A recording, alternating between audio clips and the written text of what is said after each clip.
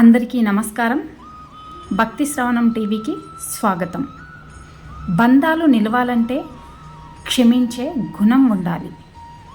బంధుత్వాలు కావాలనుకుంటే ఒకరిపై మరొకరికి గౌరవం ఉండాలి. ప్రేమలు కావాలనుకుంటే ఒకరిపై ఒకరికి నమ్మకం ఉండాలి. నలుగురితో కలిసి ఉండాలి అంటే చిన్ని నవ్వుతో పలకరించడం ఉండాలి. ఏది నిర్లక్ష్యం చేసినా కూడా బంధంలో బలం లేకుండా పోతుంది. చిన్న విత్తనం నుండి పుట్టి ఒక మొక్క మహావృక్షం అవుతుంది. చిన్న జలపాతమే ఒక మహానదిగా మారి భూమిపై పరుగులు తీస్తుంది. ఒక చిన్న చిరుజల్లు కుంభవృష్టిగా మారి నేలను అంతటినీ కూడా తడుపుతుంది. అన్నీ చిన్నగానే ప్రారంభమవుతాయి, తరువాతే అద్భుతాలుగా మారుతాయి. నువ్వు వేసే ఒక చిన్న మొదటి అడుగు ఈ యొక్క ఎన్నో గొప్ప గొప్ప విజయాలకు సాక్ష్యాలుగా నిలుస్తాయి. గుర్తుంచుకోండి. నిమిషం మారవచ్చు, గంటలు మారవచ్చు, రోజులు, మాసాలు, సంవత్సరాలు కూడా మారవచ్చు. కానీ మనం చేసిన మంచి చెడు ఎప్పటికీ మారవు. చెడ్డ పని వెంటాడుతూనే ఉంటుంది, అలాగే మంచి పని కాపాడుతూనే ఉంటుంది. అందుకే మనం చేసే పనిలో నీతి, నిజాయితీ, అలాగే మనం మాట్లాడే మాటల్లో నిజం ఉన్నంత వరకు ఎదుటివారు ఎంతటి వారైనా సరే భయపడాల్సిన పని లేదు. ధైర్యంగా ఉండండి. కళ్ళు చూసే ప్రతి దృశ్యాన్ని నిజం అనుకోవడం తప్పు. అలాగే చెవులు వినే ప్రతి మాట కూడా సత్యం అనుకోవడం ఇంకా తప్పు. చూసింది విన్నది గుడ్డిగా నమ్మి ఒకరి వ్యక్తిత్వాన్ని నిర్ధారించటం అన్నిటికన్నా పెద్ద తప్పు. పరిస్థితులు ఎంత కఠినంగా మారినా సరే మనం మనలా ఉండటమే మనకు బలం. గుర్తుంచుకోండి. నువ్వు సంతోషంగా ఉండాలని కోరుకుంటే సంతోషంగానే ఉంటావు. నువ్వు బాధలో ఉండాలని కోరుకుంటే బాధల్లోనే ఉంటావు. ఏదైనా సరే నీ మనసు పైన, అలాగే నీ యొక్క ఆలోచన ధోరణి పైన ఆధారపడి ఉంటుంది. దీన్నే మన పెద్దలు యద్భావం తద్భవతి అంటూ ఉంటారు.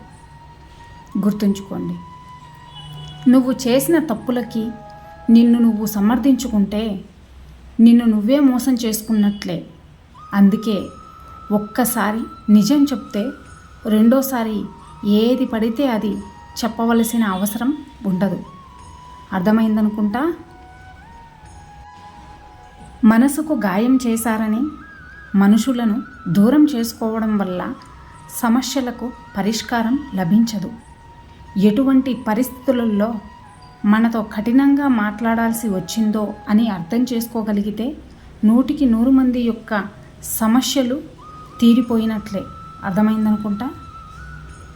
చెట్టు ఎంత గట్టిగా ఉన్నా కాలాన్ని బట్టి ఆకులు, పువ్వులు రాలిపోతూ ఉంటాయి.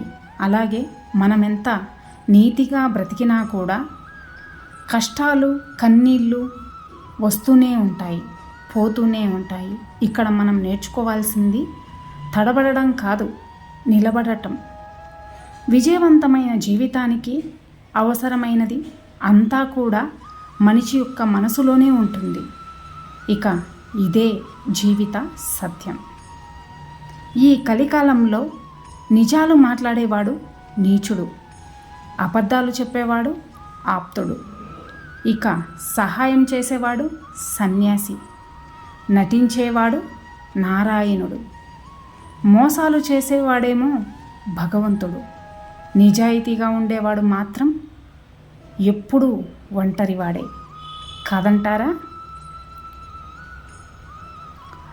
మన గురించి నలుగురు ఏమనుకుంటున్నారో అని ఆలోచించే కన్నా మన గురించి మనం ఏం ఆలోచిస్తున్నాం అనేదే ముఖ్యం. ఎందుకంటే మన జీవితం ఎప్పుడూ కూడా మనదే. మనకొచ్చే కష్ట నష్టాలు మనమే భరించాలి. చుట్టూ ఉన్న ఆ నలుగురు కాదు. గొప్పగా బ్రతకటం సాధ్యం కాకపోవచ్చు, కానీ తృప్తిగా జీవించటం మాత్రం మన చేతుల్లోనే ఉంటుంది. గుర్తుంచుకోండి. ఒక పక్షి చెట్టు మీద కూర్చొని తేనెటీగను గమనిస్తూ ఉందట.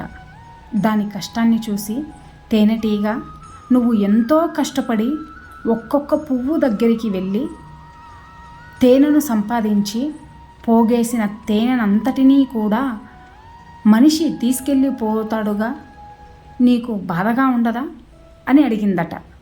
అందుకు తేనెటీగ నవ్వి, తేనె సంపాదించడం అనేది ఒక కళ. మనిషి నేను పోగేసిన తేనెనంతటినీ కూడా దొంగిలించగలడు, కానీ నా కళను మాత్రం ఎప్పటికీ దొంగిలించలేడు. అవునా? నేను మళ్ళీ సంపాదించగలననే నమ్మకం నాకు ఉన్నప్పుడు బాధపడి కాలాన్ని వృధా చేసుకోవడం అనవసరం అని సమాధానం ఇచ్చిందట. మనకి మన మీద నమ్మకం ఉన్నప్పుడు ఎవరు ఎన్ని మాటలన్నా కూడా మన ప్రతిభ ఎప్పటికీ మనకే ఉంటుంది. కృంగిపోకండి. విశ్వాసాన్ని ఎప్పుడూ కూడా కోల్పోకూడదు. ధైర్యంగా ఉండండి. మోసాన్నైనా తట్టుకోవచ్చు, కానీ నమ్మక ద్రోహాన్ని తట్టుకోవటం చాలా కష్టం. అది అనుభవించే వారికే తెలుస్తుంది. ప్రాణం ఉండగానే గుండెని పట్టి పిండేసినట్టుగా ఉంటుంది. అప్పుడు కూడా ఆ బాధ నుంచి బయటకు వచ్చి జీవితాన్ని కొత్తగా ప్రారంభించడంలోనే నీ యొక్క గొప్పతనం తెలుస్తుంది. జీవితంలో అవకాశమే రాకపోవటం అదృష్టం. వచ్చిన అవకాశాన్ని సద్వినియోగం చేసుకోకపోవటం నిర్లక్ష్యం. అవకాశాన్ని సరిగ్గా వాడుకోవడం ఇంగితం. లేని అవకాశాన్ని కూడా సృష్టించుకోవటం తెలివి. నీకు అవకాశం ఇచ్చిన వాళ్ళని తలదించుకునేలా చేయటం ఓటమి. నిన్నటి రోజున నిన్ను చూసి నవ్విన వాళ్ళు నీ దగ్గరకు వచ్చి నిన్ను అవకాశం ఇవ్వమని అడగటమే నీ యొక్క విజయం.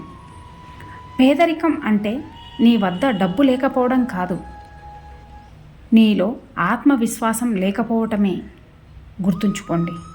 ధైర్యంగా ఉండండి. ఎప్పుడూ కూడా విశ్వాసాన్ని కోల్పోకండి. ఇక అందరూ నాతో పాటు ప్రేమతో ధ్యానించండి. రాధాకృష్ణ. ఇన్ని మంచి సూక్తులలో మీకు ఏ సూక్తి నచ్చినదో కింద కామెంట్ చేయండి. అలాగే ఈ వీడియో కనుక మీకు నచ్చినట్లయితే ఈ వీడియోని ఒక లైక్ చేసి ఇలాంటి మరిన్ని వీడియోస్ కోసం మన ఛానల్ని సబ్స్క్రైబ్ చేసుకోండి. ధన్యవాదాలు.